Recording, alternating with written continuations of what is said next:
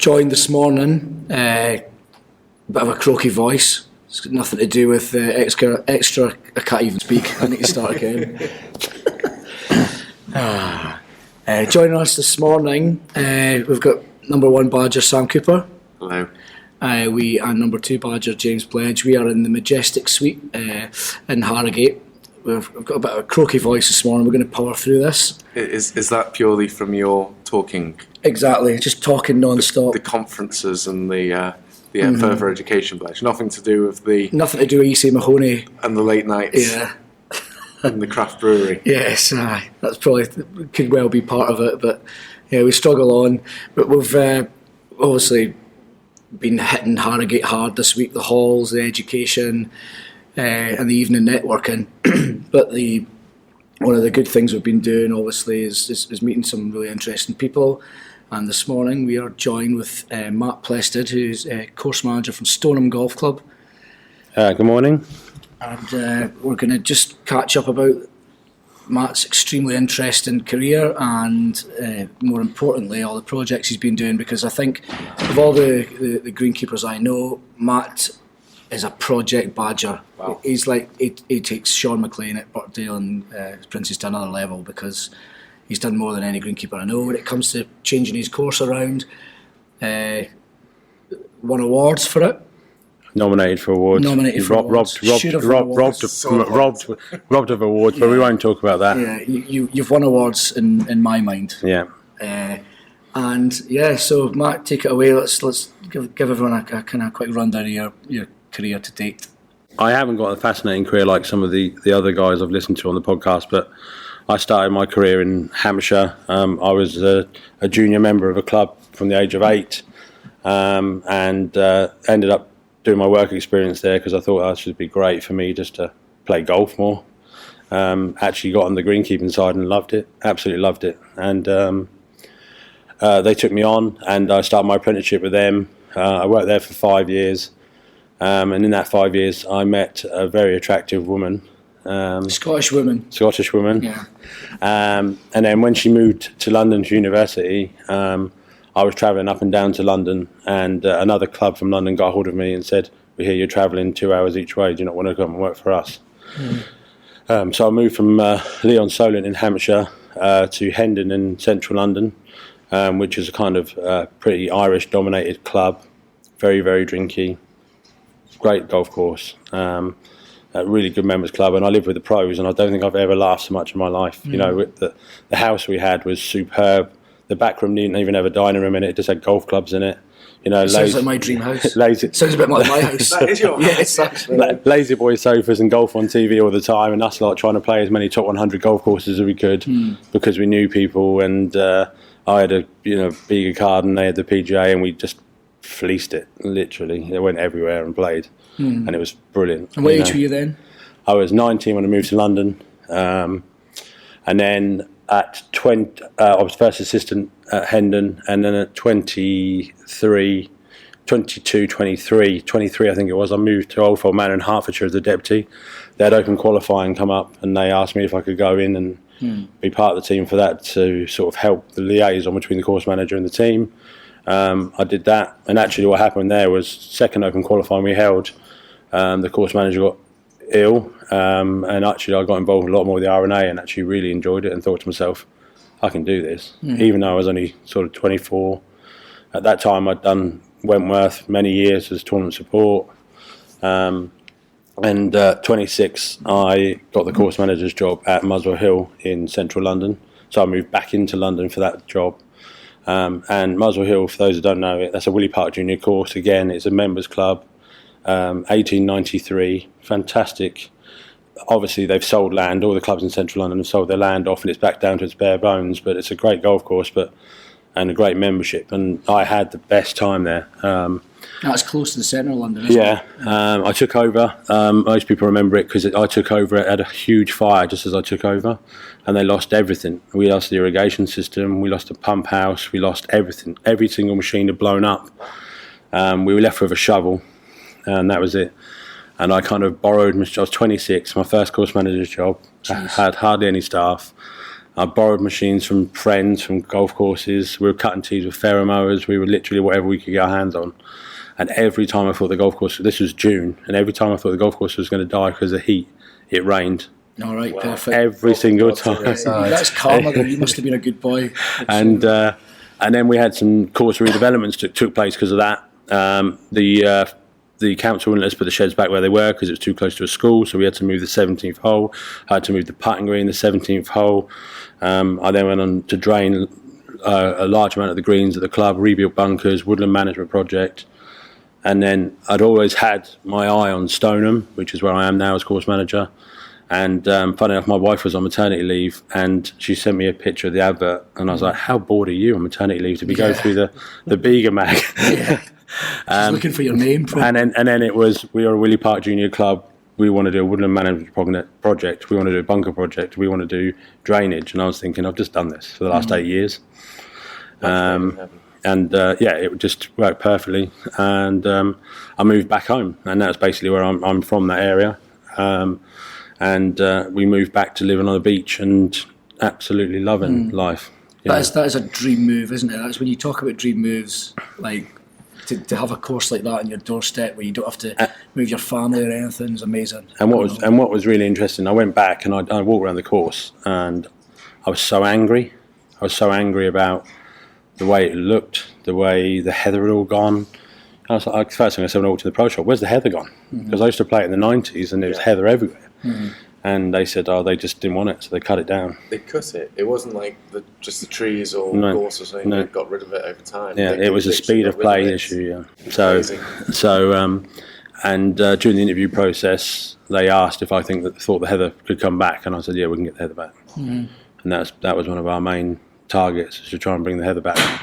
And I always thought we could take it to another level, and luckily we've done that. We've had we've done a lot of work. We're not finished yet, nowhere near it, but it's a beautiful golf course. Anyone who ever plays Stoneham, they'll tell you it's an absolutely amazing. It's got rolling fairways that look almost links like, heather around the edges, deer running around the place.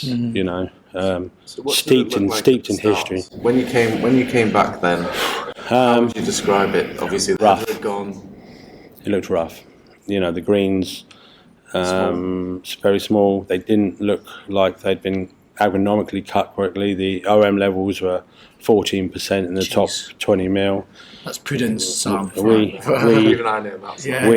hammered them. We were hitting 250 tons of sand into them every year. We were coring non-stop. At the same time, we were starting projects. How did the members take that when you're being so evasive? What did they think of the new greenkeeper that's coming in? And they probably all hated me. Yeah. But I tried a lot of communications. I did a lot of blogging. I did members forums, greens forums, member course walks, everything to try and explain what we were doing. But the greens improved very quickly, and as the OM levels started coming down, the greens performance improved massively. And it's a good members club. I mean, I think it's only Carnoustie in the UK that have got a better membership handicap-wise than Stoneham. Well, you've got 50% of the top 100. 50% of the membership are single-figure handicappers. Jeez. Well, you have Richard Bland, did you? Richard Bland is one of our touring pros, and so is Nathan Kimsey now. So we've now got two guys on the tour. We've also got Harry Ellis, who's on Challenge Tour, amateur champion. And what a lot of people don't know about Stoneham is Stoneham was the first place for the British Masters. It was the first course that ever held the British Masters. All right, wow. So do you know who won it? Put you on the spot? No, I don't. Come on, Matt. This is where I need Sam kick in. Come on, Sam, come and help me with this.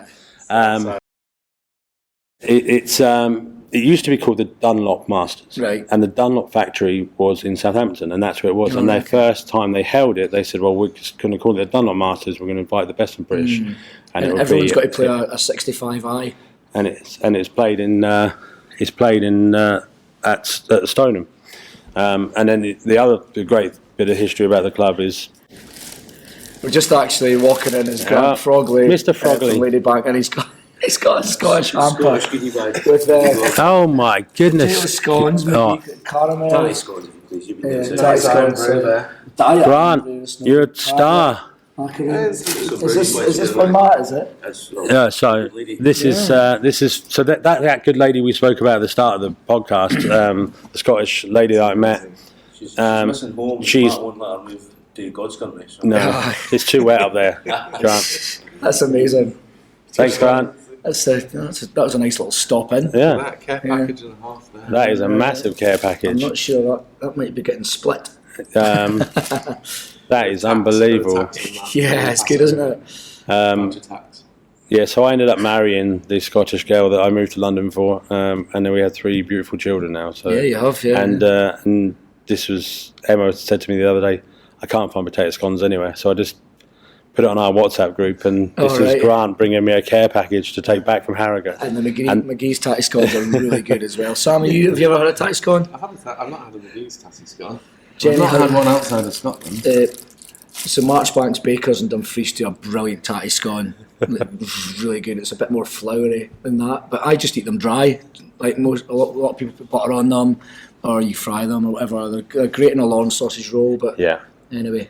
So this, because of Burns Night as well, this is a definite care package. And this, how good's the greenkeeping industry when you put a call out before Harrogate and you get a care package? Well, do you know what? I put a call out to, and hopefully they'll listen to this, because I was in the bar with them last night with the Norwegian boys that I work with, Dunk, Johnny and Owen Maroney, and they were supposed to bring me grill critter, which is like it's got Peefy, which is like a shake that you put on. I guess it's like a peri-peri shake. Yeah.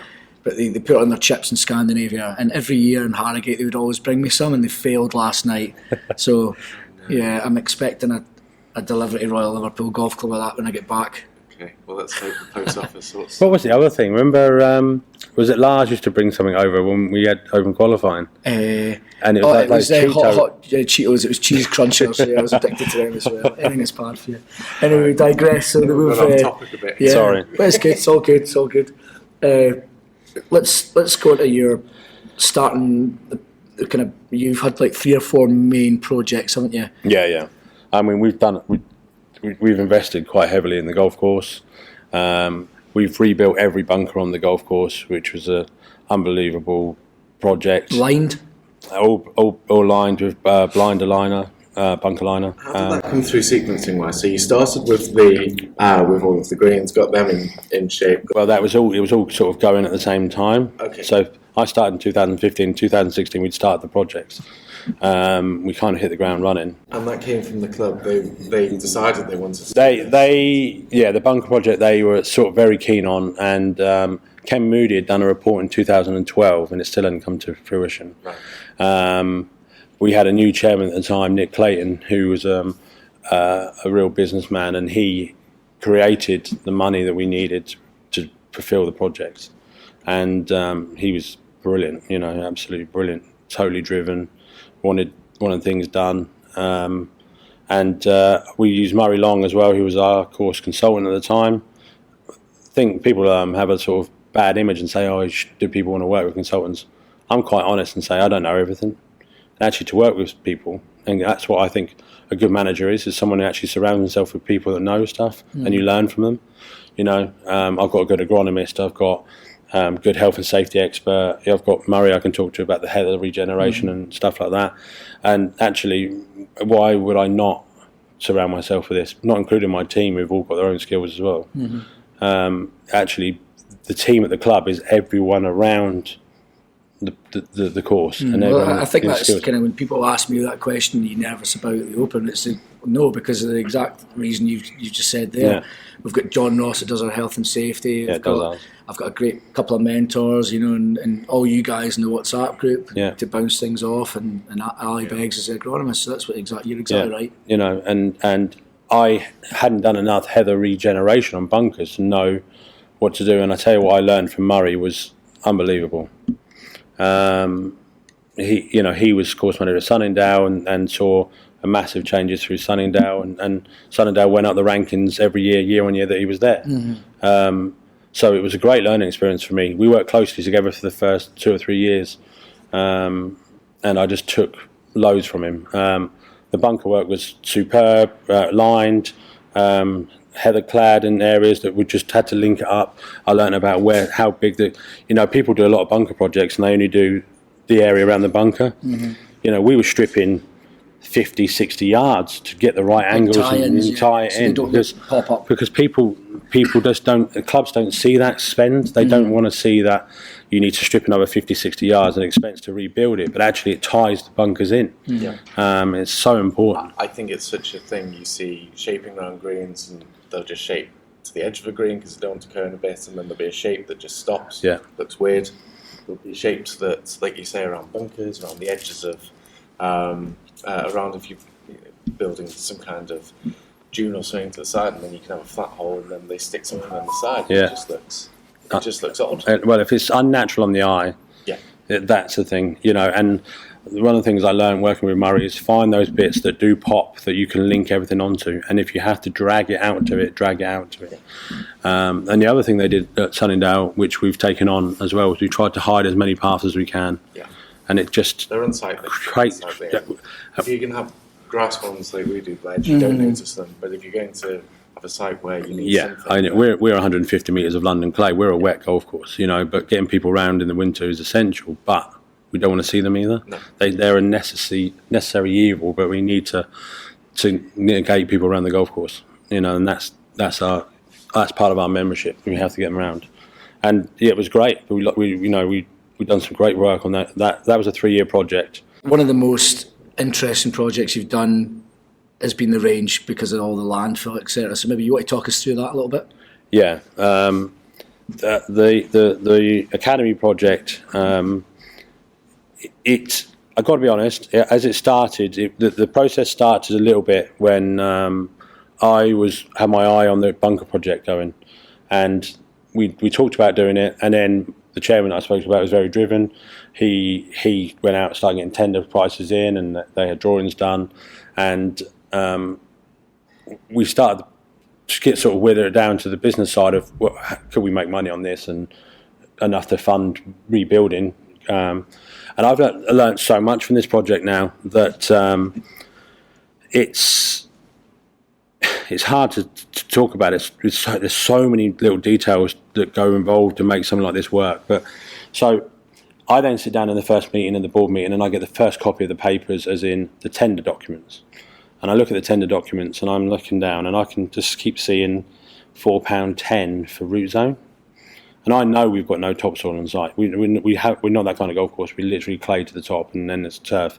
And I'm thinking £4.10. That's got to be a respread cost, but we don't have any root zone, and it's saying we need 7,000 tonnes of root zone, and that's a £4.10 respread cost. And I'm thinking we haven't got 7,000 tonnes of root zone on this golf course if I strip the whole course, And I'm sat doing the maths, and anyone got any observations? I said, I think we're 320 grand down to run this project. And they said, what do you mean? I said, well, I can't buy root zone at £4.10 a tonne. We don't have it. That's a respread cost, surely. 10 times the price of that. Yeah. And I said, so if you're looking at the calculations, I think we're going to lose some money on this project. And I said, I'm not overly happy with the design. And the week before, I've been to a greenkeepers conference, and James Edwards was there, and he is quite known for building good short game areas and driving ranges. And I said, look, there's a guy I went to watch his talk, and I think he'd be perfect for us. So they said, well, invite him up, and we need to look at how we can fund this project. So we called James in, and James said, no, we're going to have to change this. Your landing areas aren't wide enough. Your short game area is not good enough. It hasn't got all the variety of shots in it. And a whole new phase, which we called phase 2. Phase 2 then started, and that's what we went to the membership with the concept drawings and said, look, this is a big project now. This is 25,000 lorries coming through the golf course on a 115-year-old golf course, with a good membership that played good standard of golf. And actually, James came up with some really good concepts. Like, first of all, he wanted to make the whole range in a mounded area, safety mounding, because it's so tight from the first hole to the 18th, and we stuck this in the middle where the old range was. We had no other choice for that. Well, to be honest, there was other options, but the board weren't interested in moving Willie Park Junior holes around, So this was our option to create safety mounding and create a safe walk to the range, but that mounding actually would act as a block, so no one would see lorries coming in and out. from the clubhouse. So when we talk about lorries, soil importation is such a growing feat in golf in Britain. Can you explain to the people who don't really know what we're talking about, what is actually involved and a rough economics of the thing and why it can be beneficial? So it is a recycling. It can be very good for the environment in the fact that you're taking native soils. Now we went under, there's different licenses you can apply for. So we went under a CLARE license. CLARE license means you have 3 donor sites. The license can be given very quickly within sort of 6 to 9 months. I think a full license is about a 5-year project, and that means you can take anything. Yeah. We didn't want anything. We just wanted soils. And we're on clay. So the 2 sites we had, funny enough, we've got houses being built behind our 6th hole. So that was one of the donor sites. They were widening the M27, which runs next to the golf course, to make it a smart motorway, which was the in thing at the time, which has now been turned over. And that was our other 2nd site. And a 3rd site was just in Winchester, was a police academy that was being demolished for housing. Because when we talk about this and people say, landfill, I think people have the fear, visions of fridges it being fridges and old burnt out nappies. cars, all of these horrible things underneath you. It's not at all. And to be honest, I had the same reaction because I've never dealt with it before until this point.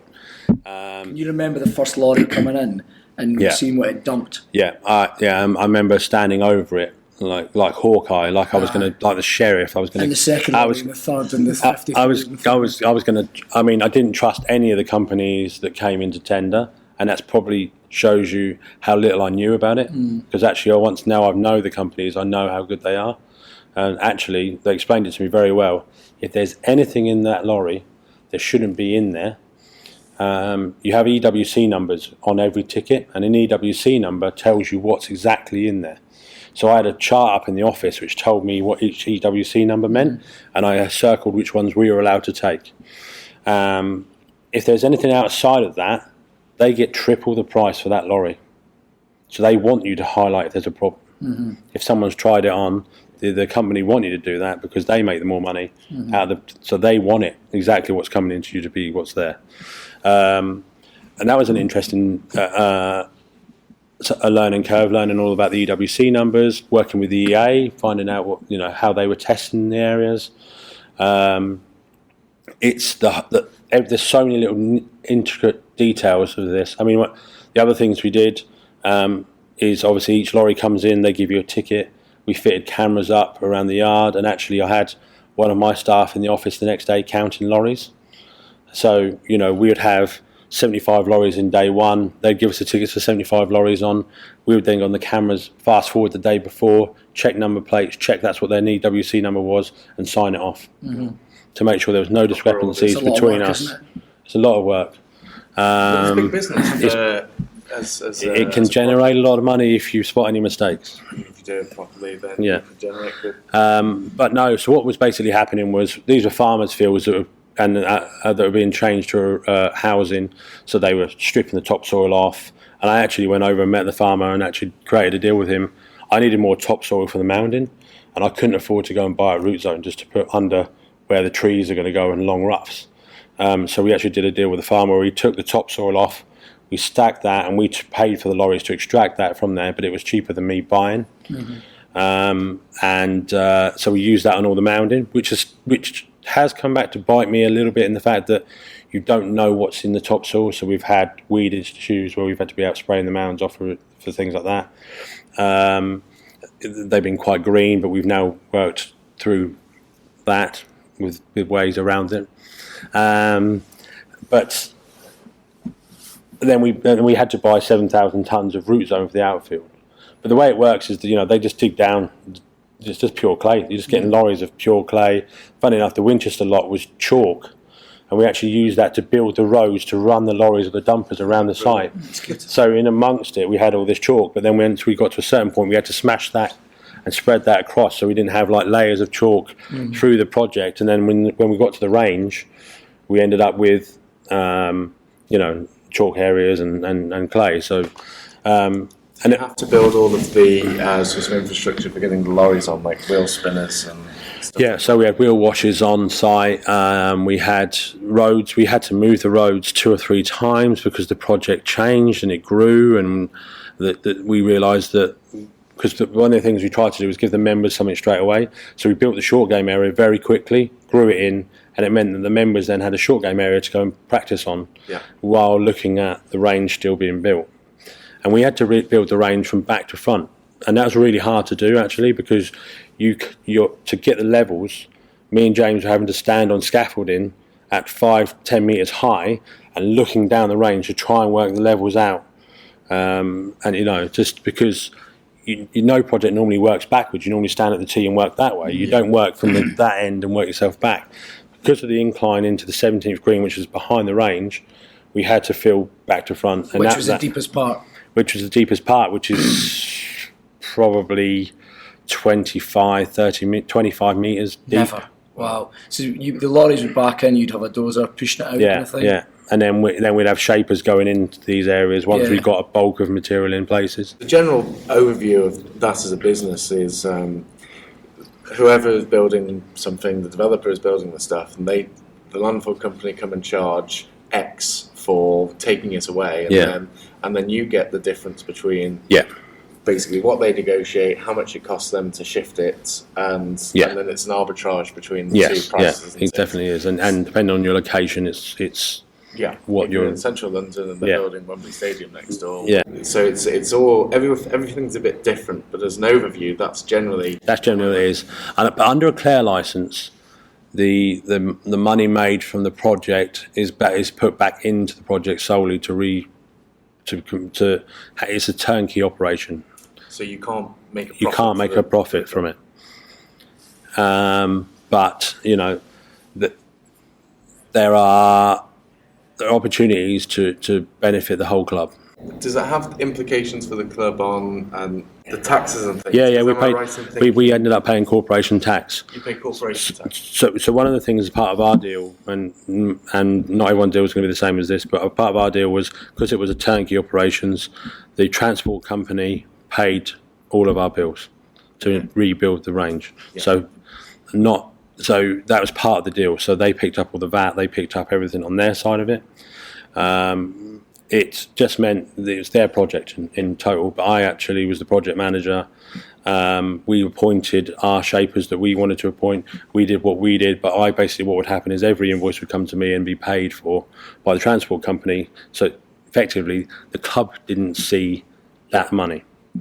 But we got the work. And then it's a question of the rate that you end up with is the question of how many things along the way. If you managed, how many things along the way have they managed, and the negotiation between those two. Exactly that. Did they manage all of the ecological stuff in the first instance? So all planning, ecological surveys, assessments, SEM planning, everything that we needed to do was all paid for. All of the risk is on the transport company. Yeah. The club didn't have to pay anything for the risk. So actually, we only benefited as soon as it got approved. We were, as a club, straight away knew that we were going to upgrade our facilities dramatically for the membership at no cost. Yeah. Did you look at one of the things we're looking at CVP with a client that I'm really excited about is something along these lines, depending on the appetite of the membership. But you can then now incorporate sort of energy things into the stuff. So when you're disrupting that much land, the cost of solar for stuff that you might have on the outside of Regina around the periphery of a thing, for example, has come down so much. I think it's come down. Price of installing solar has come down like 84% in the last 12 years or something. Yeah. So it's now 4 pence a kilowatt hour to generate electricity, and we're buying it for 45 pence a kilowatt hour. So it's at a tipping point now. I think people still think, solar's expensive, but even in Britain, it actually really works. Yeah. And then the other thing, of course, if you're disrupting land, is putting sort of geothermal loops in, so that you can have ground source heat pumps in a lateral area.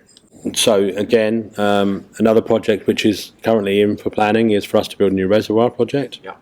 And we had an new irrigation system installed last year from Emma J. Abbott's, who were fantastic, and Adrian Mortram, he was epic We've signed him up for the We'll pod sign him last up, yeah. night. But he only wants to come on and talk about penguins. And the Arctic Circle. Yeah, he says, I'm not really bothered, but we'll get out of him. But one of the things in the reservoir project is that we are looking at solar in the entire floating solar. Wow. Yeah. Which is great because if you think about it, massive area that's completely flat, and better still is it reduces the evaporation. rate. Yeah. In the middle of summer when it's whatever degrees. They do that a lot in the Far East. Don't Yeah. they? So funny enough, the clubhouse is getting cladded in solar in the next couple of weeks, and then the reservoir project should give us enough energy to run the pump sets to transfer the water from the reservoir to the pump sets and run the pumps. Wow, that's a lot. And that's huge. Yeah. Nothing that's about being more sustainable. And people look at the landfill project and they don't think that's sustainable. Yeah. But where was that stuff going to go? I mean, we managed to keep it within the sort of 3 mile area. We're bringing these lorries in. We've reused that soil. We've benefited from it. The members have had a huge upgrade. So what we ended up doing after the importation. So when the importation was coming in, we screened everything. So we put it into 3 different piles. There was the first pile was just basically what would go underneath. Then we had a screen material for 1 metre, and then after that, then we put 200 mil of root zone on top of that. But we put a drainage system in every 5 metre centres, full irrigation system. So basically, we created a huge T. Yeah, that's exactly what it is. Because I said to the club, we've got one opportunity to build this. We're never going to do it again. And actually, how many times do you see ranges where people are handpicking balls up? We can't do that. If you're going to build a range, I can't have a range that's full of worm casts.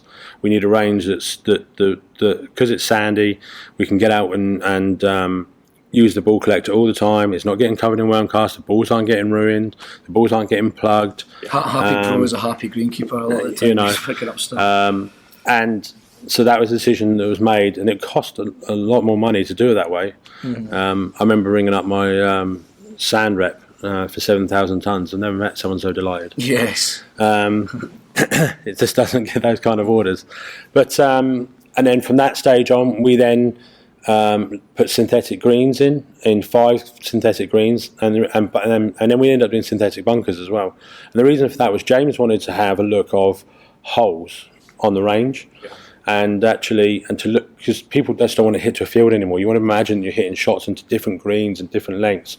And so we looked at it, and if you looked at the net present value of actually synthetic greens versus grass greens, and then you take into account chemicals and aeration and diesel and cutting and the man hours, it would pay itself off in 10 years. And actually, you've got a product that every time you walk around the corner looks perfect. Yeah. So I'm sure all the listeners have got a kind of vision of what this looks like in their head, but is there any way that we can go and have a look at these photographs that you've got of anything? Yeah. There's stuff on my Twitter page. There's if you look, I'm quite geeky and send loads of pictures out of that. What's the handle? At Plested, I think it is. Matt Plested on Twitter, and there's millions of pictures of the range project from start to finish on that. It's really cool. We were part of the group, obviously, with you guys, and lucky enough to get all the update photographs, and I mean it's quite impressive, really. I mean the whole project is, the range, all the bunker work, all the tree work you've done. Yeah, we've done rope drainage in the greens. Yeah, as well. So we've drained all the greens on the golf course bar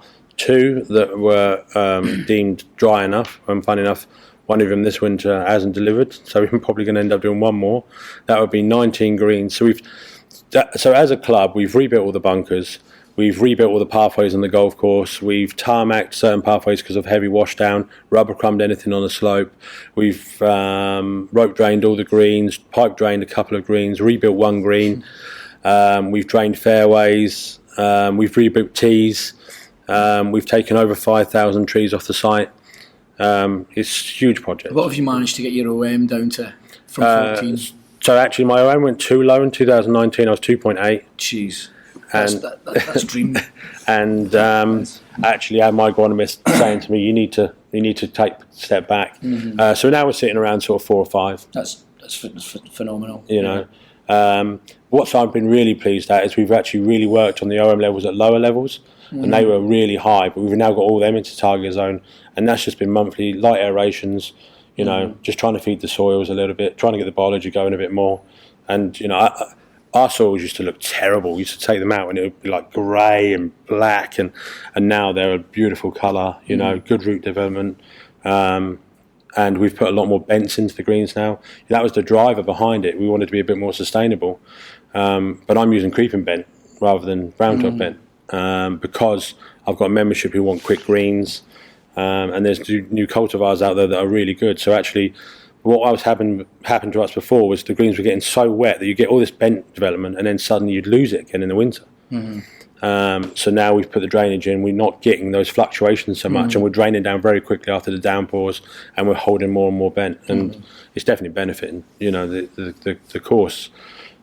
It's a different golf course now when you walk around it. You just pretty much explained the art of greenkeeping there, haven't you? Really, about how to keep your deeper rooted grasses happy and now we've just bought a trencher, and the theory being that the course will now take this further out, so we'll now start draining all the approaches, and we'll start draining all the surrounds, and we'll just keep moving this further and further out.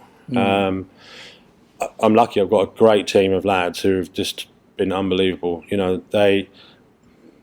We've done so many projects, full irrigation system as well. 800 heads have gone in, 500 cube tank gone in, brand new pump sets. But you're also brand new mess rooms, brand new offices, brand new locker rooms. You're a big developer of teams as well, and you're really into your education. That's where we met. You were my mentor at FTMI. And then we did it together. And so that's always a big passion. And I did all the assistant training for Bega for years. I'm really big on giving people responsibility and developing teams. And I've been really lucky. I've had some really good guys working for me. And I've got guys in the team now, and Jack, his whole thing is detail. He's so good at detail work. What people don't understand when you've got a Heathland golf course is the amount of detail work that this takes. We have 6 guys on streamers, 2-3 times a week, and they're out streaming and highlighting heather and doing banks and tightening in bunkers, and that just frames the hole when you look at it. And Willie Park's designs are all very aggressive, very big banks, very steep, very sharp, and now not mowable. I was Muswell Hill, I could mow pretty, and it was a Willie Park course, but they'd flattened it over the time, they'd dumbed it down. I can mow everything, whereas here, Stoneham is still that original, rugged, quite wild looking course, and it's fantastic. We've got amazing oak trees on the golf course, which shouldn't go with the heather, but I've got the best golf course in the world in the summer. It looks beautiful with the heather, huge oak trees everywhere, rolling fairways, good greens. And then in the winter, we've got leaves flying everywhere. Heather needs management. It's hard. But it's a beautiful golf course. We've done an amazing job, and I couldn't be proud of the team or the club. It's an amazing story, and what a turnaround. I'm sure a lot of people don't know about this. And a short period of time as well. It's not like it's taken 20 years. No, it's just we've done all this in 6 years. That's amazing. We've now got to the point where we've got a new board, new committee, and they're fantastic. I've got a new chairman who's brilliant for me. In fact, he's the first person that's ever said, you need to stop now and rest. Take care of yourself for a minute. But we have got a lot of other things coming up. I've mentioned the reservoir project. We're looking at moving tees. WHS is obviously causing an issue for clubs like us, and many clubs. And I think actually we need to start, and many golfers, and we need to address it. So there's lots of really good stuff coming up as well. How, just quickly on the reservoir, because this is another thing we talked about, the benefits of some of these projects of sustainability. I think there are obviously a lot of courses that still get all of their water from mains water, and that's not going to be a thing you would think in the future. And then boreholes, there are plenty of places who have a borehole license for X, and if you can't prove when you come to renew your attenuation license that you've used X, then it gets cut down to what you're using, and that's now, not in 20 years' time. If water scarcity becomes an increasing issue, as we all suspect it will, and you've got, you can say, okay, you can give this water to residential use, whether everyone's got a hosepipe ban. You can give this water to industry or farmers or something that knows ours really, really matters, or you can give it to a golf course. We're so far down the pecking order. I think it's so important to think about this stuff. So, Absolutely huge. I mean, it's actually Southampton was one of the only places in the UK this year that went into a TUB, and there was a complete hosepipe ban, and I'm fully on mains. yeah. And there was a panic, I've got to be honest. In fact, we were looking at how we could extract water from other areas and bring it in by tanker at one point. I worked with a hydrology team for 2 years on the reservoir project, but the only reason we got to the reservoir project is because a borehole was ruled out. We've got a fragmented clay which needed lining. It's 150 metres. The price we got quoted was something like £110,000 with a 5% chance of success. And you can't sell that to a membership. You can't sell that. And actually, we have so much water comes through the site that we were like, water harvesting is the way forward. Yeah. So all the rope drainage that we've done and all the ditches now all link up, and they will be harvesting that water back. Because this is the thing. It's like if you do things piecemeal and you say, right, we're going to do this, and then you do that as a project, and then you get to the end of that project, it's like, right, okay, what are we doing next? And it's like, oh, well, now we need to do, in this case, a reservoir, and all your drainage had gone to somewhere completely, what a false economy to not actually just join that thing up in the first place. Exactly. And say, oh, how can we get this? So yes, it might take 10 years to do it, and yes, we're not going to do every stage at the same time, but at least we know when we get through them, they're not going to be conflicting with one another. And if I'm honest with you, the reason that we actually went a little bit backwards at that point, where we pulled the trigger on the irrigation system before we had the reservoir in place, which is always the plan, was the reservoir was first and then the irrigation system. And the reason was the old system failed, and the tank basically was collapsing. And I had no choice to start. Needs must. And actually, going when we did, and now the economics of what's happened since with the world. You're paid double for your system now. I got Jim to re-quote it, and there was a lot more zeros on it than it was before. So actually, we made the right choice for the club, because I don't think we could have afforded it the way it was now. At this because the government realised you would never even look at getting an irrigation system without a solid source. No. So that's why the reservoir project, the timing just came out of sync slightly. We were hoping we were going to get it in last year, but there was a lot more ecology work needed to be done. We've done a lot of tree clearance, as I said, but we've also done a lot of tree planting. We've done over £100,000 on tree planting. Mm-hmm. We bought huge trees in at some point. So, they were coming in on Arctics, their own Arctics, each tree. Mm-hmm. And I was going, this is huge. And then you put it on a landscape, and there's nothing there. Mm-hmm. I went tree shopping. I mean, you can't believe these places exist. You go there, and there's they have rows and rows of trees, and they're 4 years apart. The reason they're 4 years apart is because every 4 years they tree spade them and move them, so the root ball stays the same. Mm-hmm. So you get in and you see it at 4 years old, 8 years old, 12 years old, all the way up to 40 years old. Right. And you can buy that tree at any stage, and they put it on a lorry and bring it to you. Jeez. And I was like, this is amazing. We're going big. So we bought some big ones. And when we put them on the landscape, I was like, oh. How much are you talking for a 40-year-old tree? North of 12,000. Right, okay. So I was buying 14 metres, 15-metre trees. Right. And they were sort of costing me 5,000 or 6,000. What were the oaks, were they? Mix of oaks and Scots pines. Oh, my favourite. Scots pines. Yeah. And the reason we went for a lot of Scots pines is so that we've had a green canopy back in all year round now the range to frame it. And does that work best with the heather as well? It's not going to choke it out as much and kill it. And we've got a lot of invasive turkey oak which still needs to be worked on. Rhodie's always a big thing on our sort of landscape. But yeah, no, I'm really pleased with what we've done. The driving range, got a short game area which got every shot of the course on it. We've got the a practice bunker. You've got an indoor studio and outdoor studio for the pros. You can play Stoneham on the range. TrackMan have now put it on the range. We've got TrackMan in every bay. We've got grass tees out the front.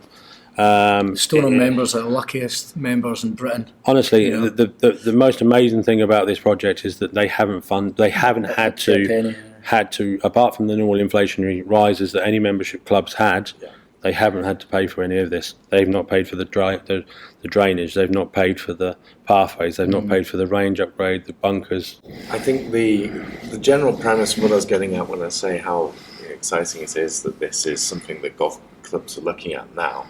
There's not many places where in close proximity to urban areas, you have such an expanse of open ground.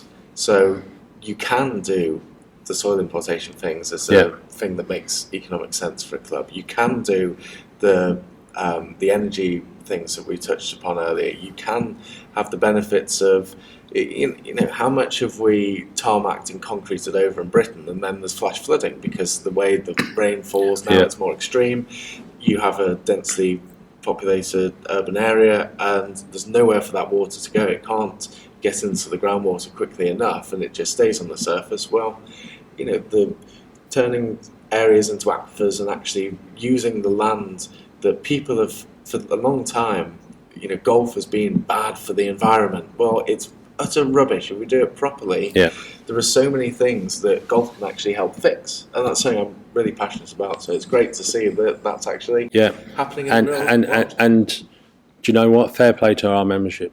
It was a huge upheaval of works and things like that, but the benefits were massive, and they all voted again straight away for the reservoir project. They can see the future needs to be more sustainable. And that's, I think we all do. Yes. Well, they've got a Superman heading up the charge of that, so who's that? I think they're very lucky.